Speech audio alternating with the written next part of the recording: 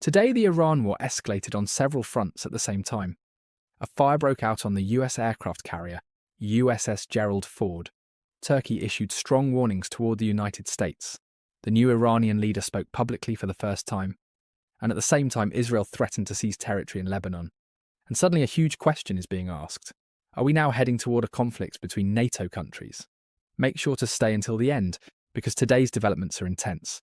Throughout the day, news about the Iran war kept escalating.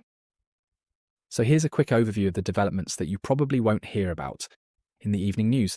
Let's start with the new Iranian leader, Mojtaba Khamenei, because he spoke publicly for the first time since taking power. According to reports, he did not appear directly, but delivered a message that was read on Iranian state television. In that message, he reportedly stated that closing the Strait of Hormuz will be used as a pressure tool. He also called on neighbouring Gulf countries to close American military bases on their territory, warning that those bases could otherwise remain targets. At the same time, he promised revenge for the recent US attacks and called for unity among the Iranian population. In short, the new Iranian leadership is making one thing clear. This war will only end if the United States withdraws completely from the Middle East. For Donald Trump, that would be a major strategic setback. At the same time, Trump is now facing another problem: Turkey. The Turkish government has issued a strong warning toward the United States.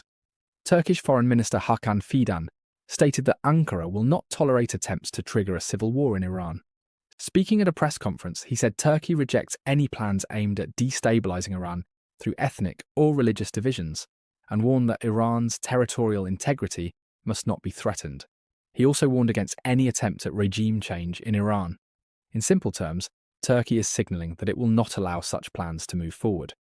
That is a significant statement, because regime change has often been mentioned as one of the strategic goals behind the conflict. But the situation could escalate even further, because today Israel issued a warning to Lebanon. According to reports, Israel's defense minister threatened that if Hezbollah attacks on northern Israel continue, the Israeli military could enter Lebanese territory and take control of areas along the border. He reportedly warned the Lebanese government that if it cannot control Hezbollah's actions, Israel may act on its own. This means the conflict could spread beyond Iran and move directly to Israel's northern border with Lebanon. And this is where Turkey enters the picture again. Turkey has strongly criticised Israeli military operations in Lebanon and warned that continued attacks could destabilise the entire Lebanese state. Turkish officials say that the mass displacement of civilians in Lebanon is unacceptable and that Israeli strikes must stop before the situation collapses completely. So now Turkey is criticising both the US actions in Iran and Israeli operations in Lebanon. If tensions continue rising, some analysts fear that Turkey could eventually become directly involved. That would dramatically change the situation, because Turkey is not just another regional actor. It is a NATO member with one of the largest militaries in the alliance.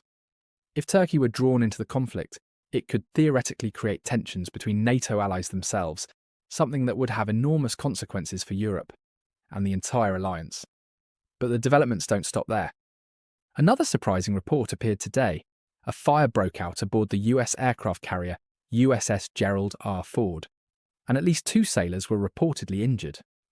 According to official sources, the fire started in a laundry compartment and has since been extinguished.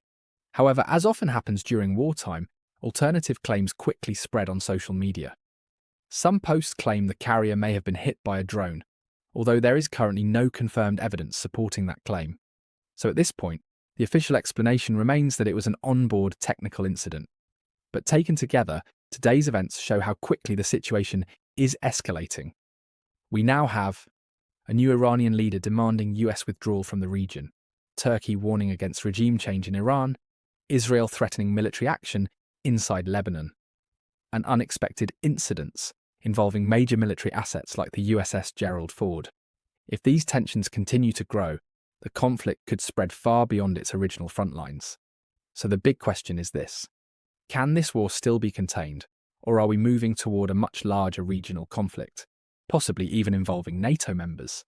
Write your opinion in the comments, and don't forget to subscribe if you want to stay updated on the latest developments.